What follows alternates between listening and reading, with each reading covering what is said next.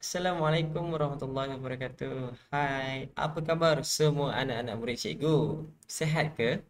Okey, pada hari ini kita akan sambung sesi pembelajaran kita di atas talian untuk tajuk pendidikan kesihatan. Okey, pada hari ini kita akan mempelajari pendidikan kesihatan tahun 2 iaitu gaya hidup sihat. Awak semua dah bersedia? Kalau dah bersedia, cikgu nak awak duduk betul-betul, fokus dan dengar dan lihat apa yang cikgu akan ajar awak sebentar lagi. Kriteria kejayaan. Pada akhir pembelajaran, saya tu awak semua lah ya. Saya boleh mengaplikasikan postur badan yang betul. Yang kedua, menyatakan kepentingan menjaga postur. Yang ketiga, menyatakan kepentingan rehat dan tidur. Okey, ada tiga perkara yang awak akan kuasai pada pembelajaran pada hari ini. Okey, yang pertama, awak mengaplikasikan postur badan yang betul. Apakah itu postur? Nanti cikgu akan terangkan. Yang kedua, menyatakan kepentingan menjaga postur. Kenapa awak kena jaga postur tu? Akan cikgu terangkan juga nanti. Dan yang ketiga, menyatakan kepentingan rehat dan tidur. Okey, awak akan kuasai tiga perkara ini. Sedia? Jom kita mulakan. Gaya hidup sihat. Okey, yang pertama, apakah maksud postur? Postur ni bermaksud bentuk tubuh. Okey, lagi sekali saya cakap, postur ialah bentuk tubuh. Bentuk tubuh ni bentuk badan awak. Okey, bentuk badan semasa awak duduk, awak berdiri, awak berjalan dan juga mengangkat barang. Okey, inilah dinamakan postur. Postur ni bentuk tubuh. Badan awak ni macam mana? Awak duduk tegak ke? Duduk selesa ke? Duduk sengit ke? Terlentang ke? Itulah dinamakan postur. Yang kedua, rehat. Okay, rehat bermaksud kita berhenti sementara daripada melakukan aktiviti fizikal dan mental. Okay, contohnya awak dah belajar. Awak mesti kena rehat juga. Tak boleh tak rehat. Nanti mental awak akan sakit. Contoh juga kalau awak melakukan aktiviti-aktiviti yang memerlukan pergerakan yang banyak. Pun kita kena berehat sebentar untuk mengambil tenaga yang baru. Kita kena rehat. Okay, dan yang ketiga, tidur. Cikgu tahu semua orang suka tidur. Kan? Okay, tidur ni penting. Tapi jangan terlebih tidur. Apa yang dimaksudkan dengan tidur? Tidur bermaksud melelapkan mata dan merehatkan badan. Melelapkan mata ni, awak pejamlah mata. Awak rehatkan badan. Aduh, sedapnya. Macam itulah. Benda tidur. Tiga perkara ni yang awak kena amalkan untuk menjadi seorang pelajar yang sihat. Jika awak mengamalkan tiga perkara ni iaitu menjaga postur, awak menjaga rehat awak dan awak menjaga tidur awak, awak akan menjadi seorang pelajar yang sihat. Okey? Jom kita tengok apakah yang dimaksudkan dengan postur. Kan? Apa yang dimaksudkan dengan postur yang betul, apa itu postur yang salah. Okey, kita tengok gambar. Okay. Semua murid perlu mengetahui dan mengamalkan postur, rehat dan tidur yang betul. Okey, cara duduk. Kita tengok pada cara duduk. Postur. Postur ni cikgu cakap tadi bentuk tubuh kan? Kita tengok pada betul. Kita tengok keadaan dia duduk macam mana. Okey, dia duduk tegak. Cikgu nak semua duduk tegak. Okey, apa rasa bila awak duduk dengan betul dengan bila awak rasa duduk dengan salah? Tengok duduk gambar duduk salah tu depan. Mana yang awak rasa lebih selesa? Semestinya duduk yang betul. Kita akan lebih rasa fresh, kita akan lebih rasa segar dan bersemangat untuk belajar. Kalau kita duduk macam gini, ngantuk, lama-lama boleh tertidur. Okey, yang kedua, cara berdiri. Okey, berdiri juga perlu ada postur badan yang betul. Kita tengok badan lelaki tu. Dia diri tegak, badannya lurus. Okey, dan tengok cara postur yang salah. Membongkok. Bila diri awak ni membongkok ke depan macam gini, tulang awak ni akan sakit. Jadi awak tidak, badan awak ni takkan sihat lah. Kita kena tegak. Berdiri tegak.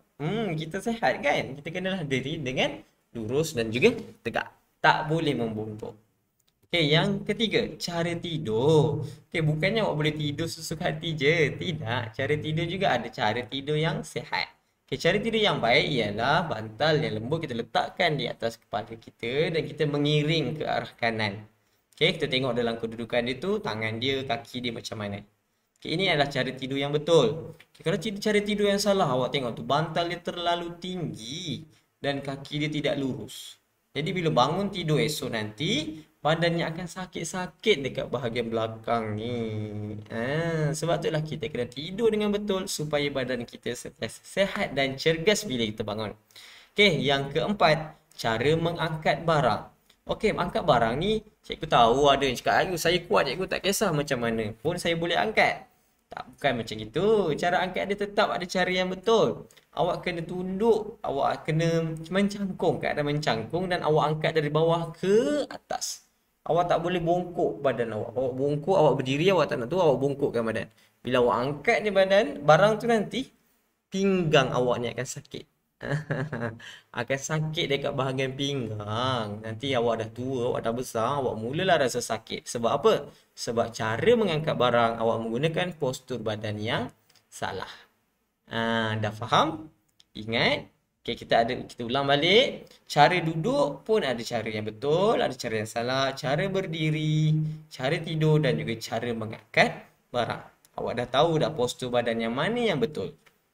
Okay? Okay, seterusnya. Kenapa kepentingan menjaga postur? Kenapa kita ni kena jaga postur badan kita? Supaya apa? Kenapa kita kena buat dengan betul? Kita tak boleh buat salah-salah sesuka hati. Kenapa? Apakah kepentingan menjaga postur? Okey, kepentingan menjaga postur yang pertama, untuk mengelakkan kecederaan. Okey, kalau kita salah buat, kita akan cedera. Kalau kita salah, contohnya kalau kita diri jalan bungkuk, badan kita pun akan cedera. Angkat barang salah tadi kan, badan kita akan cedera. Okay, yang kedua akan menjadikan awak tumbuh saran sempurna. Tumbuh saran tu apa? Tumbuh saran ni adalah saiz awak lah. Awak akan membesar. Contohnya sekarang awak darjah 2, awak setinggi ni. Okay, nanti darjah 3, darjah 4, darjah 5, darjah 6, awak makin tinggi. Taklah awak darjah 2 macam metot, sampai darjah 6 macam metot. Sampai sekolah mendengar pun macam gitu je. Sebab apa? Sebab awak tak menjaga postur awak. Awak suka membungkukkan badan awak, awak duduk pemalas. Okay?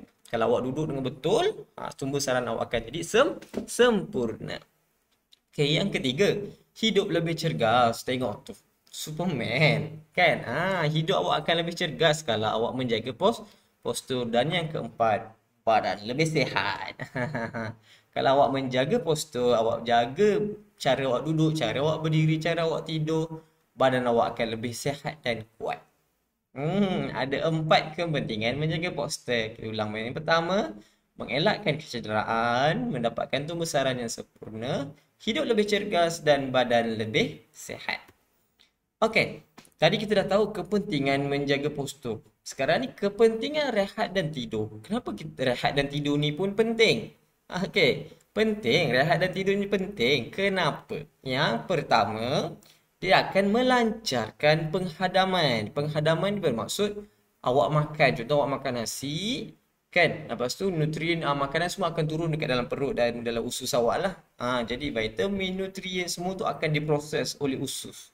Okey, itulah dimaksudkan penghadaman. Okey, bila kita tidur, badan kita rehat, organ dalaman kita ni akan bekerja untuk memindahkan benda-benda yang baik yang kita makan tadi tu ke dalam badan kita. Kalau kita tak tidur, badan kita sentiasa bergerak, organ dalaman kita ni tak berfungsi dengan elok sebab dia tak berehat. Dia tak dapat nak hadamkan pemakanan awak tu. Okay, yang kedua, kalau awak cukup rehat, awak cukup tidur, awak akan dapat meningkatkan keupayaan belajar dan menyegarkan tubuh. Kan, contohnya awak cukup tidur, awak nak pergi sekolah, awak semangat, contohnya macam bahagian hari ni awak belajar. Malam tadi awak tidur awal, awak nak belajar pagi ni, okay, awak rasa sihat, awak rasa semangat nak belajar. Sebab apa? Sebab awak dah cukup tidur. Sebab badan awak pun rasa fresh, segar untuk belajar. Okey, yang ketiga, membina dan membaiki sel-sel yang rosak. Okay, sel-sel yang rosak ni adalah tisu ataupun sel-sel dalaman dalam kita ni yang kita tak nampak ni.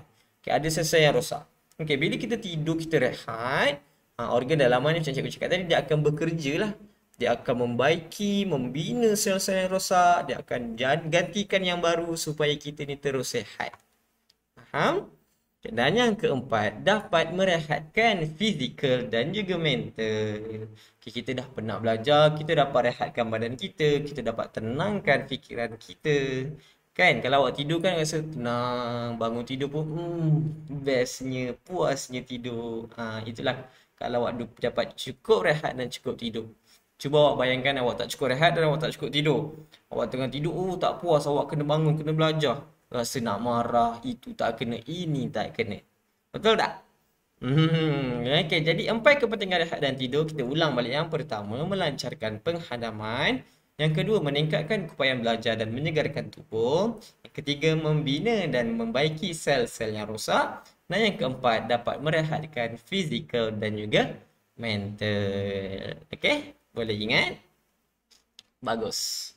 Okey, tahniah dan terima kasih semua. Awak telah habis pembelajaran kita untuk tajuk gaya hidup sihat pada hari ini.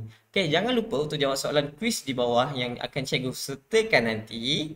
Kita akan jumpa lagi dalam video pembelajaran seterusnya. Bye bye. Assalamualaikum warahmatullahi wabarakatuh. Peace.